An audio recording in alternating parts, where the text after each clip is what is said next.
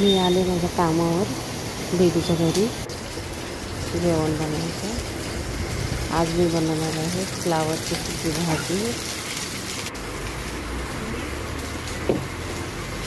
आणि हा मी मसाला वाटून घेतला आहे. टमाटर, कांदा थोडं तेलात फ्राय करून मग त्याचा पेस्ट बनवला. आता सगळे मसाले घालते. लाल तिखट, हे मटर पनीर भाजीची ग्रेव्ही आहे.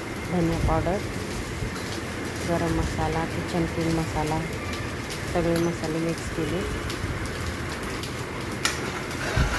सगळं मिक्स करून घेतलं आणि इकडे दुसऱ्या साईडला मी फ्लावर फ्राय केले थोडं तेलामध्ये. ग्रेव्ही आपली तयार आहे. चांगलं भाजून घेतलं. फ्लावरच्या भाजीचा मसाला, मटर टाकले. आता पनीर टाकते.